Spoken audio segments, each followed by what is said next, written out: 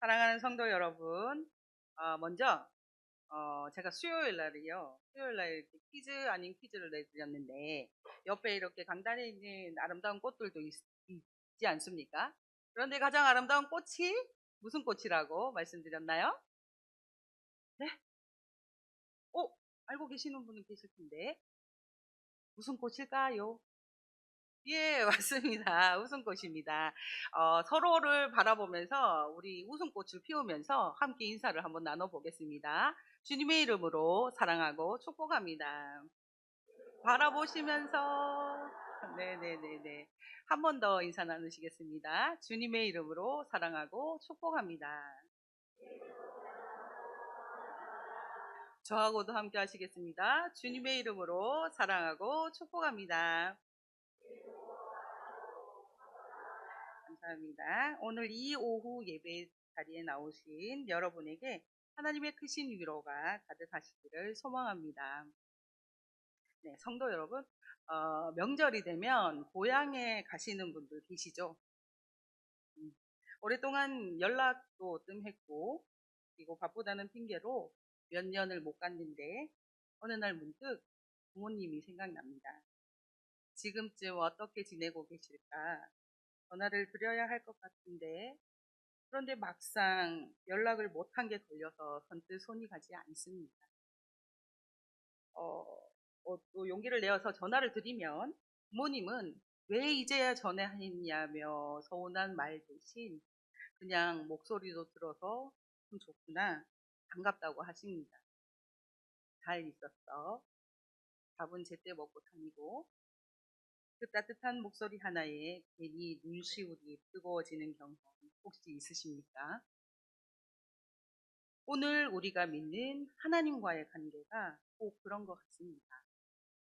내가 너무 오래 멀어진 것 같고, 언뜻 나아가기가 왠지 멋쩍고 어색한데, 막상 마음을 돌려 나아가면 하나님께서는 이미 저만치서 나를 기다리고 계셨습니다.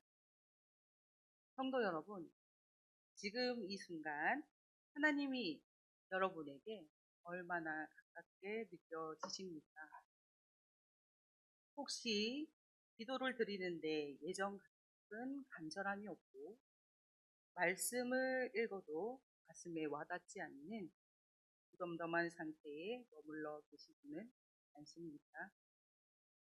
대단하고 악한 죄를 지어서가 아닙니다. 그저 일상에 치여 바쁘게 살다 보니 나도 모르는 사이에 하나님과의 거리가 생각보다 멀어져 버린 것입니다. 오늘 본문은 이처럼 영적인 침체와 무감각 속에 머물렀던 자가 다시 집으로 돌아온 이야기이며, 아직 거리가 먼데도 먼저 바라보고 달려오시는 아버지의 사랑 이야기입니다. 오늘 이 말씀이 여러분의 마음에 다시 돌이키는 은혜의 시작이 되기를 소망합니다. 성도 여러분, 혹시 마음 한편에 이런 생각 해보신 적 있으십니까? 나는 뭐 크게 잘못한 것도 없고, 또 주일 예배도 빠지지 않고, 헌금도 드리고, 봉사도 하고 있으니 내 신앙은 이만하면 괜찮은 거 아닐까? 이런 생각 해보신 적 있으실까요?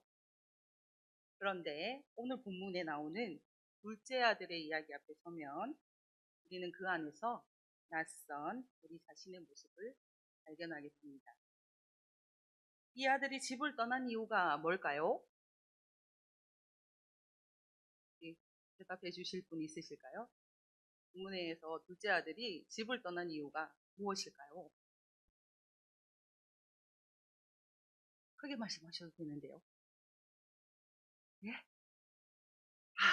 예, 맞습니다. 이 아들이 집을 떠난 이유는 아버지가 살아 계신데 지금 당장 내 몫의 유산을 달라고 요구했습니다. 이 당대 유대 문화에서 살아있는 아버지에게 유산을 달라고 하는 것은 차라리 지금 내게는 아버지가 없는 편이 낫겠습니다. 아버지가 돌아간 셈 치겠습니다. 라고 선언하는 참담한 불효이자 폐륜이었습니다. 이 아들에게는 아버지의 인격적인 관계보다 내가 원하는 세상의 성공과 쾌락이 더 소중했던 것입니다. 우리도 마찬가지입니다. 내 삶에서 하나님보다 내가 원하는 것을 늘 먼저 붙드는 마음, 몸은 예배 자리에 있지만 정작 온 신경은 세상 염려와 계획에 가 있느라 하나님께는 아무런 감각이 없는 상태. 이 영적 무감각함이야말로 우리가 미처 깨닫지 못한 채 아버지를 내 삶의 중심에서 밀어내고 있는 때입니다. 그런데 오늘 본문에서 매우 중요한 장면이 있습니다. 이 아들이 비참한 지엄나무 열매 자리를 털고 일어날 수 있었던 것은 단순히 배고프고 처량한 현실 때문만은 아니었습니다. 본문 17절을 함께 읽겠습니다. 1절입니다. 시작. 이에 스스로 돌이켜 이르되 내 아버지에게는 양식이 풍족한 통꾼이 얼마나 많은가. 나는 여기서 줄여 죽는구나. 네. 여기서 주목할 것은 이 아들의 동기가 처음부터 순수하지 않았던 것입니다. 그는 아버지를 사랑해서가 아니라 당장 굶어 죽지 않으려고 돌아가기로 결심합니다. 지극히 이기적이고 불순한 동기입니다.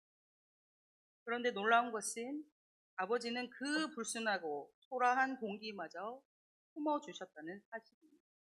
이것이 진짜 아버지의 마음입니다. 하나님은 완전한 회개가 갖춰진 다음에야 받아주시는 분이 아니라 비틀거리며 돌아서는 그 첫 발걸음을 보시고 이미 달려오시는 것이 그분이 바로 우리 하나님이십니다. 보통의 자리에서 그 아들은 아버지를 기억했습니다. 나를 조건 없이 품어주는 아버지의 집을 기억했고 그분의 넉넉함을 기억했습니다. 그리고 그 기억이 그를 일으켜 세웠습니다. 가장 비참한 그 자리가 아버지가 베푸신 은혜의 기억이 살아나는 자리가 된 것입니다. 혹시 요즘 기도해도 와닿지 않고 말씀을 읽어도 예전 같지 않아 답답하실 때도 있으실 겁니다. 이것은 스스로를 낙심하고 정죄하라는 뜻이 아닙니다. 내가 언제부터 무엇 때문에 하나님 아버지의 품에서 이토록 멀어졌는가 그것을 깨닫고 그 메마른 자리를 있는 그대로 정직하게 들여다보는 것, 그리고 그 자리에서 다시 하나님 아버지를 향해 몸을 돌리는 것, 그것이 바로 회복의 첫 걸음입니다. 그렇다면 깨어진 하나님과의 관계는 어떻게 회복할 수 있을까요? 아들은 돌아가면서 고백할 말을 준비합니다. 아버지, 내가 하늘과 아버지께 죄를 지었습니다. 이제 아들이라 불릴 자격이 없으니 그저 굶어 죽지 않게 풍분의 하나로만 받아주십시오. 아들은 완전한 회복을 기대한 것이 아닙니다. 아버지 집 근처에만이라도 머물고 싶었던 것입니다.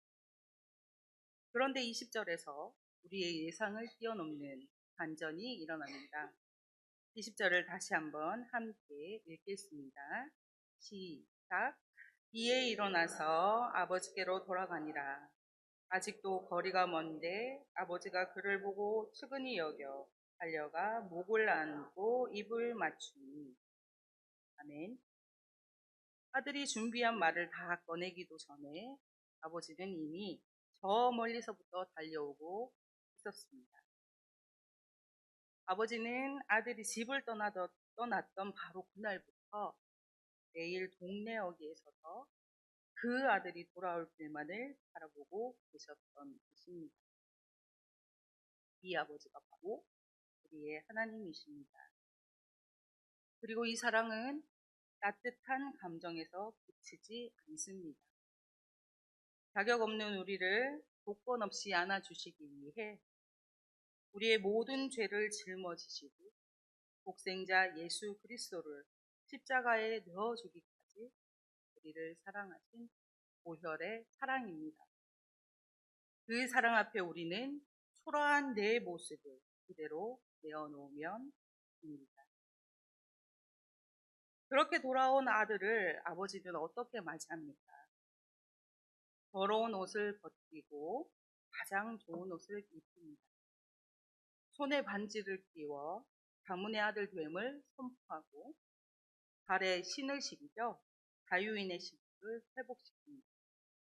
그리고 살찐 송아지를 잡아 잔치를 베풀며 누가복음 15장 24절에서 이렇게 말씀하십니다. 제가 읽겠습니다. 이 내 아들은 죽었다가 다시 살아났으며 내가 잃었다가 다시 얻었노라. 흉꾼으로만 써달라던 아들을 아버지는 여전히 귀한 내 아들로 보셨습니다. 우리가 하나님 아버지의 품으로 돌아갈 때 아버지는 그저 너의 죄를 잊지 않겠다며 형벌만 면제해 주시는 것이 아닙니다. 어색했던 관계가 친밀한 동행으로 바뀌고 죄인에서 아들로 우리의 존재 자체가 홍그리스에 바뀌는 영광스러운 복이, 그것이 바로 우리가 누릴 회복입니다. 집에 돌아온 아들이 이제 매일 아침 아버지의 얼굴을 마주하며 하루를 시작하는 것처럼 우리의 회복된 삶도 거창한 데 있지 않습니다. 다가오는 한 주간 아침에 눈을 떠서 말씀 한 구절로 그분의 세미한 음성을 듣는 것, 세상 일로 피곤하고 고단한 하루 중에 단 5분간이라도 주님 앞에 내 마음을 솔직하게 털어놓으며 기도하는 것, 그 작은 동행들이 쌓여서 하나님과 함께 걷는 풍성한 삶이 만들어지는 것입니다.